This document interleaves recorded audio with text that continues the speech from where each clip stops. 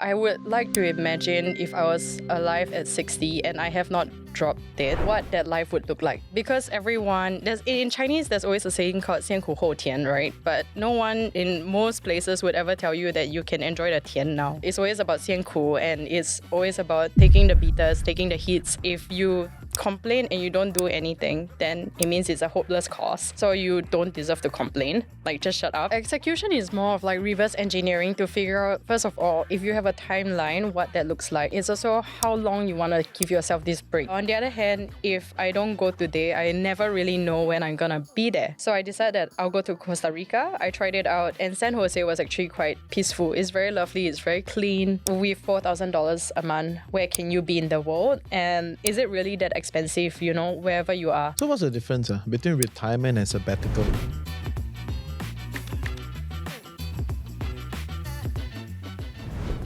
Welcome back to Chills with TFC. I'm your host, Reggie, aka your Chief Financial Coconut, and today's episode is probably one of my favorite to be, right? One of my favorite to be.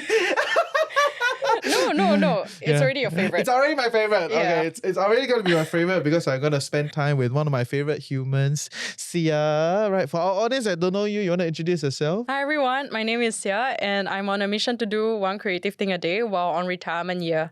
I used to be a chronic overworker while in the entrepreneurial field, but in present day, just living life one day at a time. So she's already seen me through the hard period during COVID, right? So we became pretty close during that period of time until one day I received this email from her. So, hello everybody, I would like to invite you to my retirement party.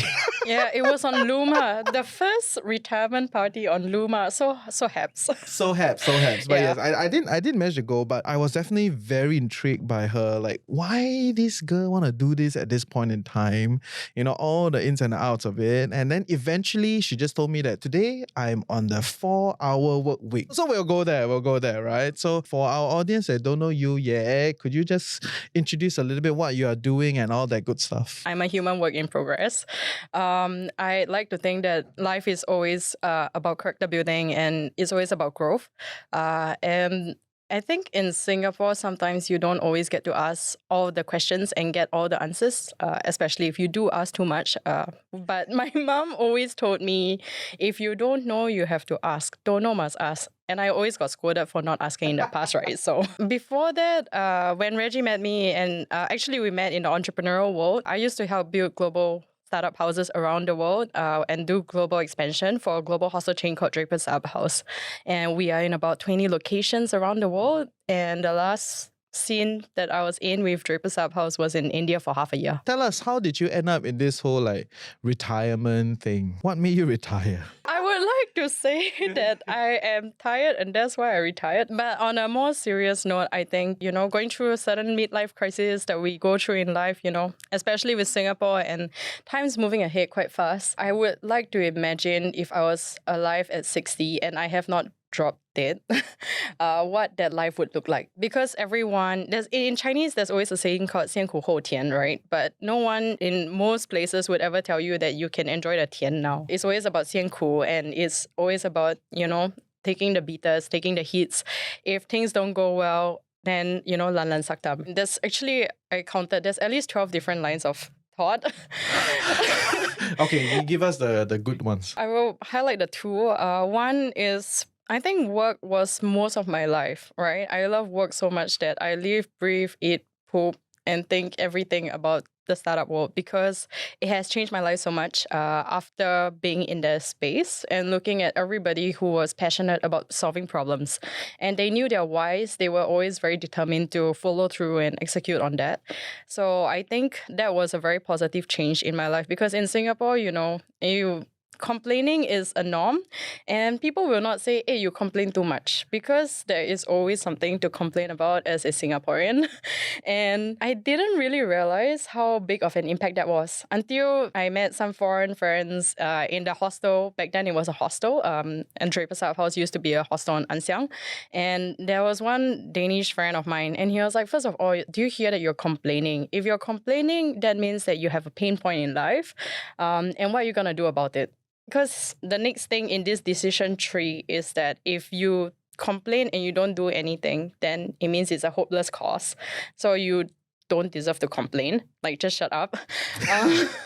Yeah, or Just else, shut up. or else you complain and you take action and you make change in your life. One thing in the entrepreneurial world is always talking about, especially if you're a startup and you're fundraising, or you raise capital, they'll always ask you what your runway looks like for the survivability of a startup. So one day I realized that I was working a lot, but taking a step back and looking at my own life and doing a little bit of a stock take, I still enjoyed everything that I was doing, but there are certain aspects in life which makes us human, which is having time for ourselves, having connections, connecting with people, spending time with loved ones and family as well. So eventually, I started thinking because I always felt like I was running out of time in life. I was always late. I was always running after buses.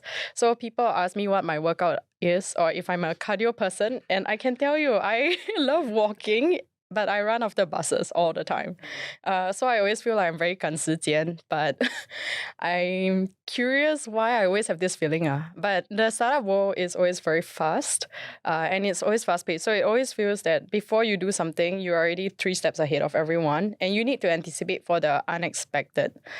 So that's all the thinking that goes into the headspace. And eventually I realized that maybe at 60, if you work so hard, right? Because our parents' generation they come mostly from the industrialization period. So that's a point of time when everything that you do leads up to survival. And I think one of the struggles is that I get to enjoy what I get to enjoy in present day because of the work that my parents have done. But sometimes when I look at how hard they have worked, I am questioning if I can be as strong as them in that sense. And the second thing as well is that, do I want to live my life in retirement the way that most Singaporeans do? So one day I told my dad about retirement. I kind of buzzed it out because I was like, "What, Dad, you retire because, you hit 60.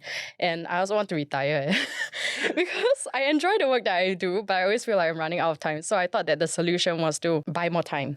Yeah. So the idea of buying time for me was learning from the startups, the way that they raise capital. And capital is usually money as a currency, right? And I changed that out. I thought about it as maybe I should buy time from my future self. If I am a bank of time, but the past self, the past self is already lost time. The present self is currently stuck in running between errand to errand.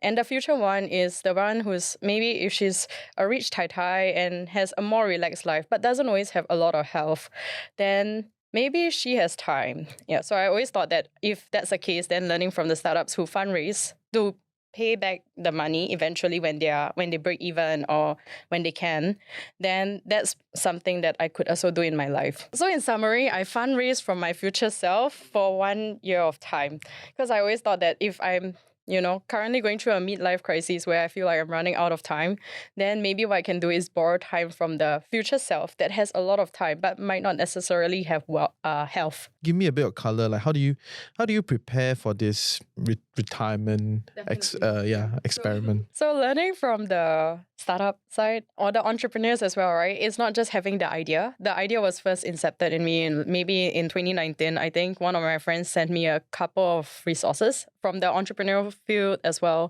There was, the 4-Hour Workweek by Tim Ferriss. He wrote this book in 2008, but he started citing micro retirements. And it's only in 2025 that it gets picked up in the media in Singapore, right? Like, once Wall Street Journal starts writing about it, the Straits Times starts talking about it, but it's not exactly a new concept. That's one of those things where, in 2019, the book was there. My friend let me have an idea of what that was. But later, there were a few more articles that came along the way. So another article was Wait But Why? And it talks about the tail end. So imagine your life as how many hours that you will live, right? And the way that I see it is that my hours are exchanged for breakfast, lunch, and dinner. So that's the way that I always live my life, right? Then there's also the other aspect to think about where most of the time, if you're in Singapore, most of the hours, you spend about 8 hours at work every day. You spend 8 hours sleeping, and then you have about 8 hours left to fit in your breakfast, lunch, and dinner, and your transport in between work if you're commuting to work. But the rest of the time for chilling, where is that? I think we don't have enough time. Yeah, so coming back to the whole idea of feeling like you don't really have a lot of time. The other thing is syncing and in alignment of doing life with people. So with people our age, you are growing old with them. The other thing about to look at as well is that our parents are getting older. So for me, one thing that I realized is that I always prioritize work. On any day, I'll choose work. You always learn about someone's why and how they are doing things. When in Singapore, sometimes we just sit on it or we're not so sure whether we should take action or not because we don't have enough data points yet. There were a few life moments when maybe it's time to take a step back because I don't really get the chance to spend so much time with my parents, especially if I'm based abroad. It's a little bit of a double-edged sword because as much as possible, I think that I'm young and I can still afford to be based abroad.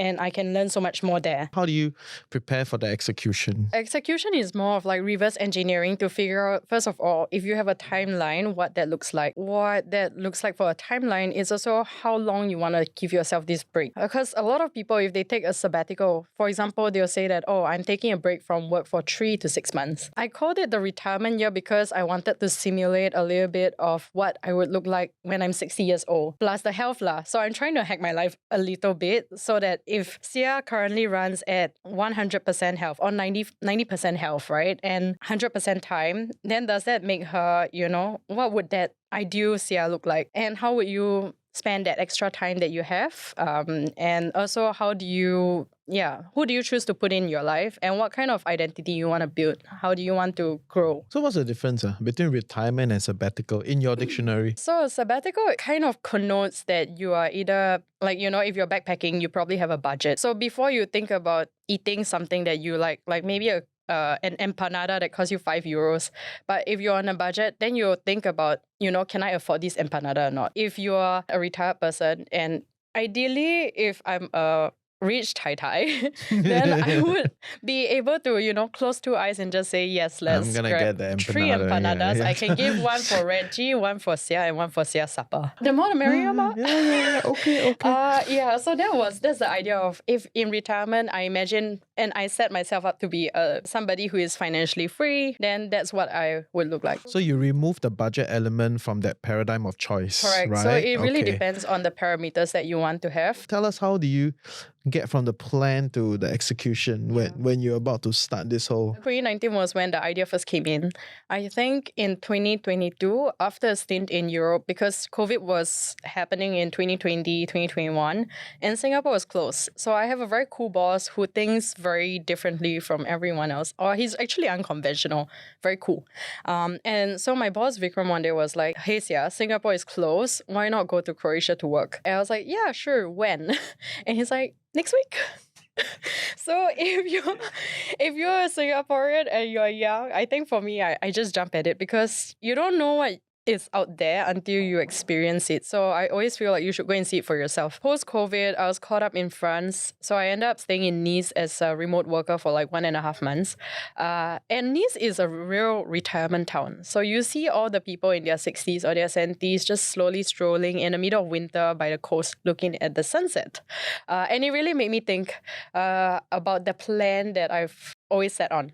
Yeah, so think of it as like you have an idea bank and then one day you decide that, okay, I want to pick this book out and I'm going to do this. I'm going to read the book. When I came back to Singapore, I was still sitting on this idea. So in 2022, I decided that, okay, maybe I should take active steps to doing that. So for example, if you're going to take a break for a year, the first question to ask yourself is how comfortable do you want to be? Because if you're going to go on a sabbatical and you have a budget and you live very budgetly, then yes, you can do so many things with not very much money.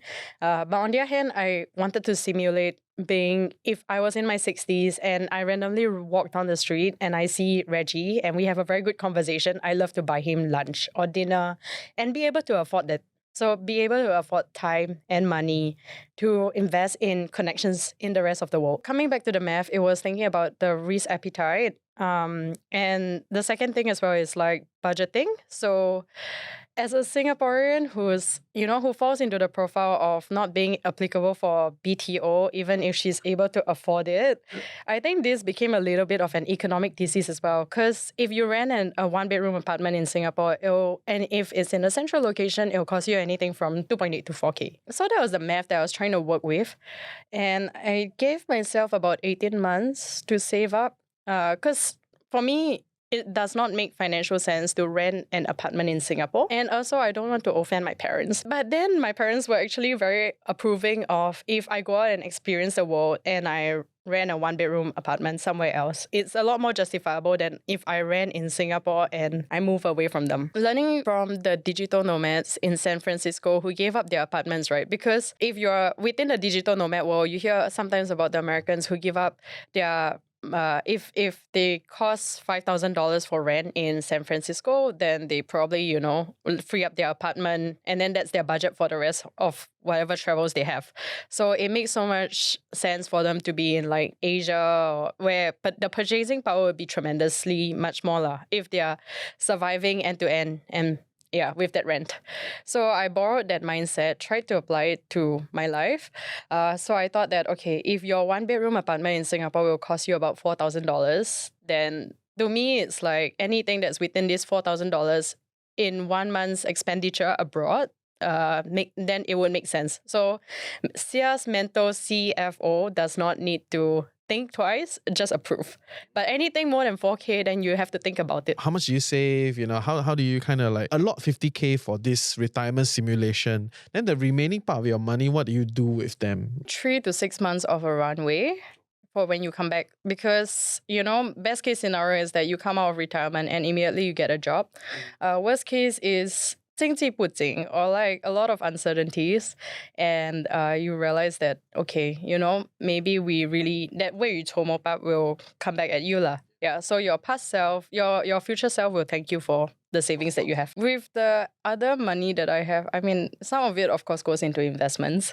The other one goes into the insurance policies, and then the remaining is just always giving yourself that buffer so that you know that you don't have nothing. Because there will be days when you're in retirement year and you wake up and you're like, oh my God, you work so hard for every penny, and one day you don't have that work anymore. So like, what are you gonna base your worth on? Yeah, and to always give yourself that safety net and a buffer, I think that's the most important thing, to serve your inner critic. Tell me a little bit more, right? So you went on this travel, this whole retirement simulation. Where do you go? How much do you spend? What do you do? Just for our audience to understand and share in your excitement. The time when I told my parents that I want to retire, and they were so shocked because my dad was like, you are so young, why do you want to retire? And especially with the generation above, you don't retire because you retire for fun. You retire because you are of age and you are tired and you cannot really work anymore. One of the things that I'm most afraid of in life is that you don't get to live a life of potential. So you live in fear because of, societal's parameters. But the other part as well is, what if you're not really living in your full potential?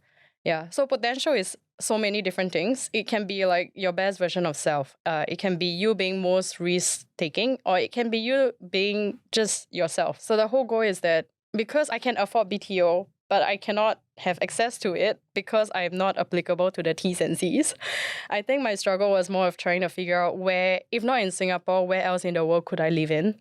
And it really became an economic thesis because of the work that I had before that set me up for that premise. And just thinking about the cost of living, which does not always correlate with the quality of living. For me, I think one thing that I was trying to figure out was what kind of societal mindsets would I love to embrace? If you grow up in Singapore in an environment that is quite small and quite dense, then you will be surrounded by groupthink.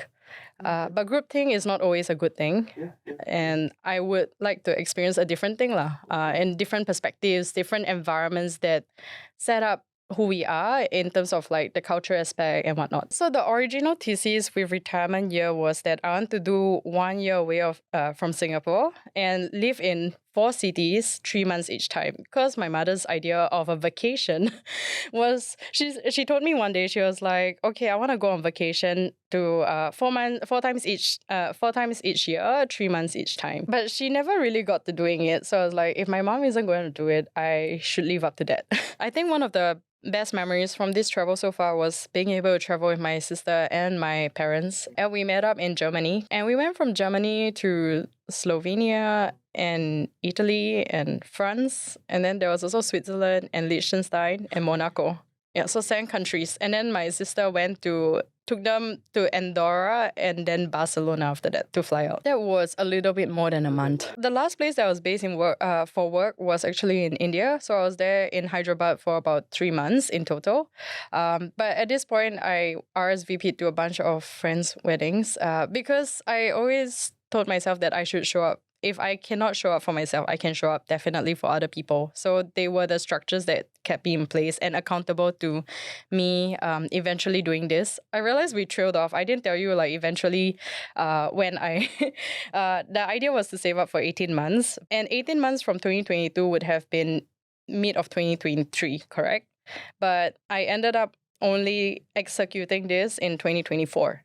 Yeah, so I had an extra year's worth of savings, which is really helpful because that was the buffer later on. So my first location was France, passing through Turkey. I had a colleague, an ex-colleague in Istanbul, so I got to meet up with her in person. So first it was Paris, and then for a wedding in Paris Disneyland. This was my Japanese pen pal who went to Paris Disneyland to get married. The last time I saw her, she works in Nara as a camera woman in 2022. Later on, most of the places that I went to was... I thought it was going to be Xia running her way where she stays in 4 different places and base herself there. But instead, life happens where I think my friends really make the map. And they were the ones who are telling me, like, hey, since you're in this part of the world, in Europe, why not come and visit us? Because we are not free. We have our jobs, we have everything else, but there's always a spare couch or a spare room for you. Coming back to the idea of retirement, right? I think if you retire alone and you stay at home by yourself, it gets quite lonely. And I think that's also how people get, their mental health plunge. And once that plunges, the health goes along with it. But in retirement, I like to imagine that all my friends are still alive. We don't know who's going to be, but in this moment, they all are. And I'm so glad that they have, the time and the presence to show up as well. Yeah, so even if it's not a lot, it can be just us going to have breakfast together and then they go to work, or like me visiting them at work, or it's the little pockets of time that really strengthen the friendship. And I think one thing that really helps is that there's this long distance friendship that it's low maintenance, but it doesn't mean low standards. After France and Europe, I went to, and I was slowly catching up with friends in different cities around Europe at first, but the next wedding was actually in June in Mexico. So I was catching up with my ex-colleagues because this was a friend of mine. George, he used to work as in Singapore as well, and he runs his own startup. But COVID happened and he decided to move to South America for love, or Latin America for love. And he was getting married, so we kind of saw through this COVID relationship, and it was lovely. So the chance, it's not every day that you get to be in Oaxaca. And I also get the chance to catch up with friends from the industry, from work in the past. Hey, welcome to the Financial Coconut Podcast Network. I'm your host, Reggie, aka your Chief Financial Coconut. And if you're loving what we're creating here, like, share, subscribe, share with your loved ones, comment in the comment section below. And we'll see you for great content on Chills with TFC. How long do you stay in Latin America? Or do you just fly in for the wedding and left? So you don't just fly in for a wedding and leave because it's very expensive if you are in that land. I mean, in my mind, like, it would have just been a lot of things just fall in place when I was traveling. So in the end, me and my sister, we decided that, okay, our parents will come in August because that's the window where she's free, I'm free, and whatnot. Between June and August, I spent all that remaining time within Latin America. Well, Central America, actually. So it's that little strip between North and the South. Isn't that the most dangerous part of the world? It's dangerous because we don't know about that part of the world. And the media portrays it to be dangerous. For example, I don't know, like, if you watch Narcos, then you think that that part is the most dangerous bit. And sure, yes, definitely. As a solo traveler, one thing that you do realize is that the whole world is a very dangerous place if you fall in the wrong place at the wrong time, or the right place at the wrong time as well. So going there, I think that changed a lot of mindsets. But one thing that really helped is being able to engage with the locals, because the locals will know best where you should be, where you should not be, if you're a gringo and whatnot. And I was genuinely afraid because I've never been to that strip and I always thought it was dangerous as well. With my American colleague, Juliana, she mentioned that, actually Costa Rica is very safe. So for me, I was asking myself in this moment, like, am I risk taking or risk averse? Because if I'm risk averse, then I go back to Europe. But if not, or I can stay on in Mexico City where it might be safer in certain neighborhoods. But on the other hand, if I don't go today, I never really know when I'm gonna be there.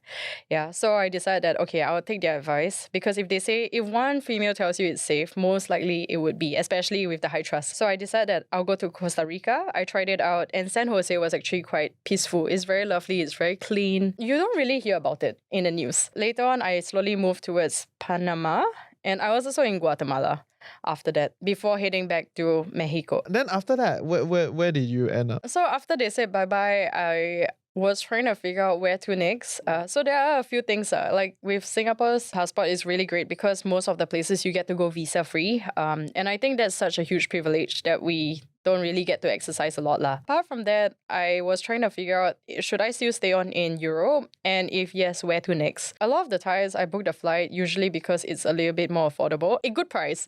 Yeah, as long as it's good price and whatnot. And I decided that I'll try Albania because I was thinking based on certain parameters where if I cannot really be in Schengen because of the 90-day rule, then maybe Albania would be a good equivalent or parallel to Croatia, which was where I was based in 2021. The idea is that you have coast, which means you have fresh air, and you have land, which means that you might also be able to plant olives. So you have very good olive oil. You also have access to seafood and nature. Yeah, and mountains. So in the end, I stayed in Albania for about 1.5 months, exploring here and there because they're not really in Schengen yet and they are not part of the EU yet. So you get to see a very raw kind of Europe before it gets bureaucratized. Since I'm in this part of the world, then I might as well just clear the whole Balkans. Yeah, so when I first went there, I was trying to figure out in Albania, in Tirana, are things safe? And then you can choose to stay in the city if you like cities. But I think for me, I wanted to try getting out of the city and towards the countryside for a more authentic experience. Probably it would be a lot more affordable as well. So I ended up trailing all the way towards Saranda, which is in the south. And it's really cool because I managed to get an apartment there, an Airbnb there, which was not too bad. It was about 40 euros a night. But its top view, it was this guy's bachelor pad. And you have on one side when you look at the left, it's Greece. On the right, it's Italy.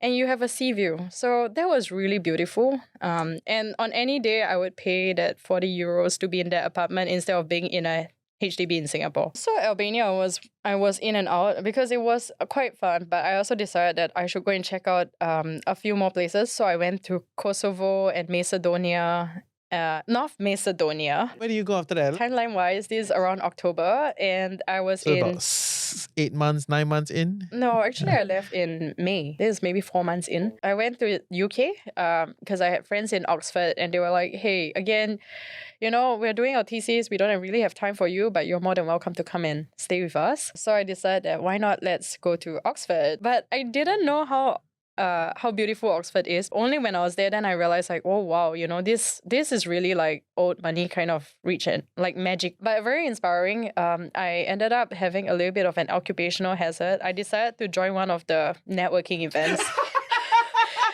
You just had to. I mean, always be curious, Yes, right? yes, So yes, I was yes. like, go and see, like, okay, the Oxford Entrepreneurship Club was hosting a meetup on green finance. So I was curious to understand that What were they because talking about? carbon credits, carbon project, the state of investments. I think like this was something that it always intrigued me, especially with work, right? Because that was my bread and butter, but also sometimes my baguette. Yeah. How was networking like in Oxford compared to the usual networking here? Because this was an educational, it was hosted by an academic. It was a little bit more cold, a little bit less fun. For me, I think that was an interesting perspective because every time we host events in Singapore, it's always dynamic and you have people flying in and out. So a lot of energy flowing. So the journey continues. I went on to go to Wales because most people go to UK and they spend time in London. I think it's very glamorized there.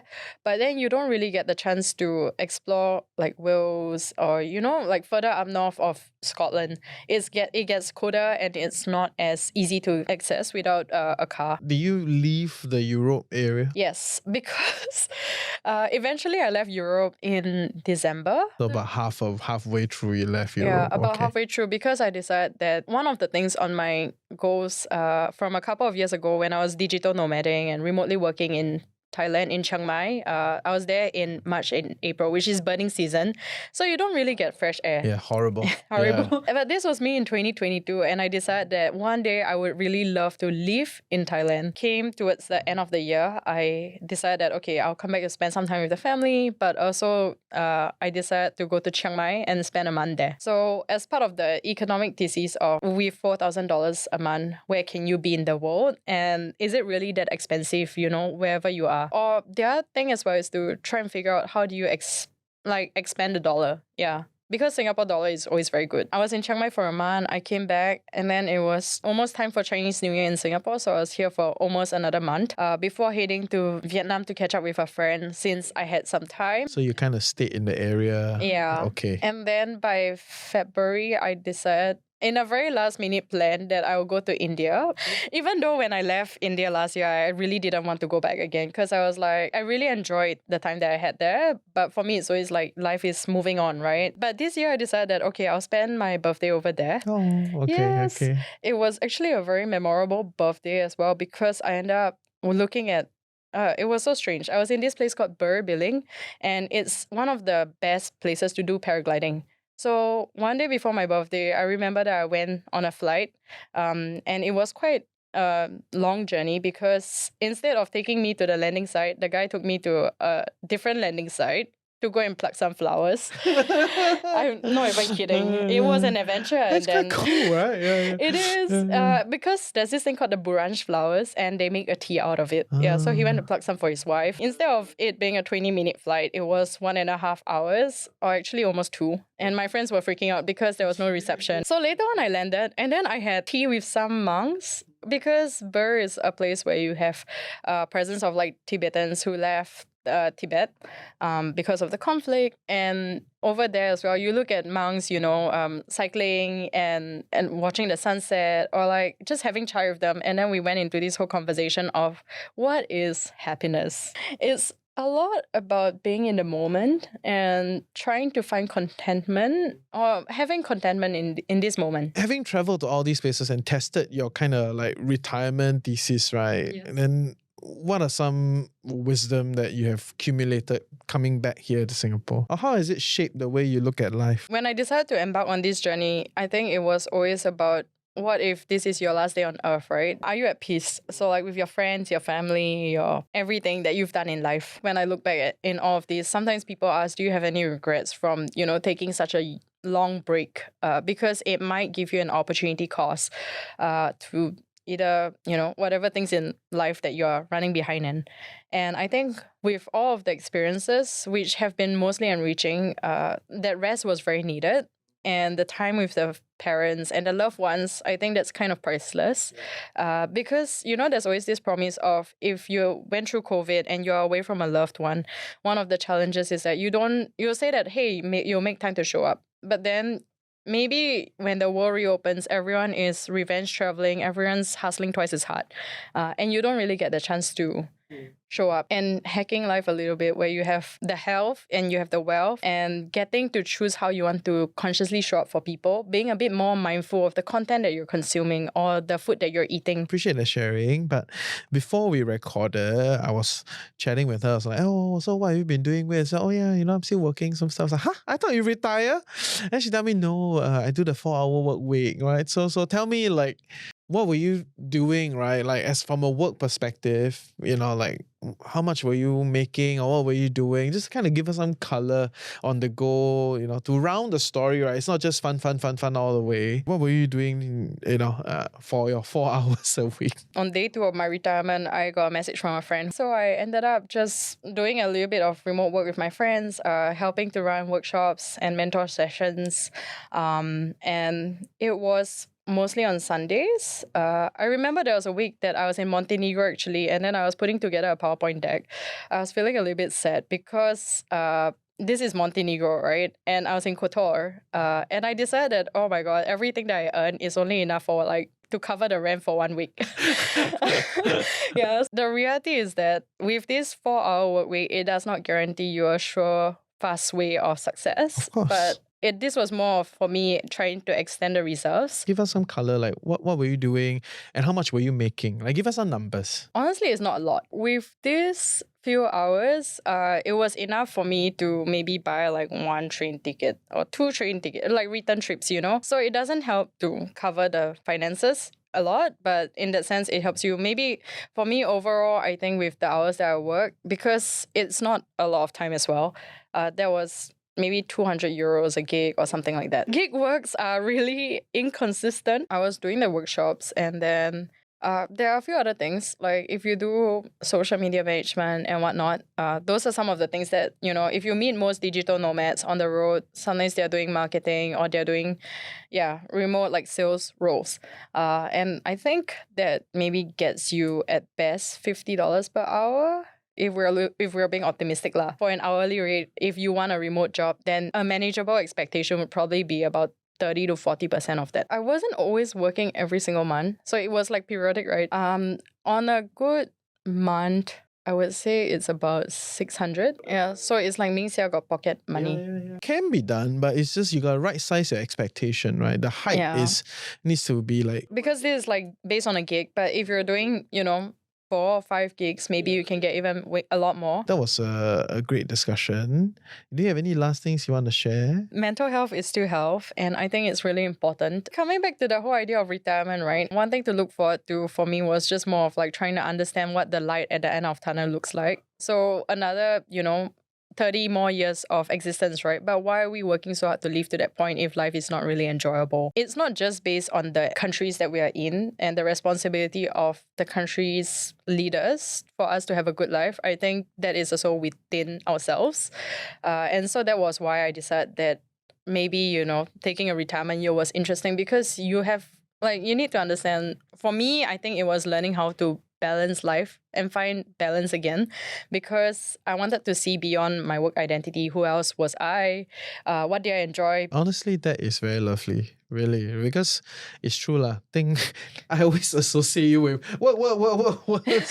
So I'm very glad that is a profound wisdom you essentially bought back for yourself in your 30s. Yeah, and with that wisdom, you live a more wholesome life. How are you able to do that in a sustainable manner? And if you're stressing yourself too much, sometimes you realize that there's pain. And in order for us to be able to grow, we have to learn how to let go, so we have room for more. But I think this is one of those things that we don't always hear so much from our peers about learning how to let go, and it's okay to move on. And so I think that was one of my biggest drivers as well, trying to find my own definition. Where would be that one place you would advise or you would recommend people to start? Take into context, right? Like they may not be very well traveled, may not been to many different places. Every Singaporean that has essentially hustled and worked their way around, and after you listen to this podcast, I should do it, and then like you empowered them.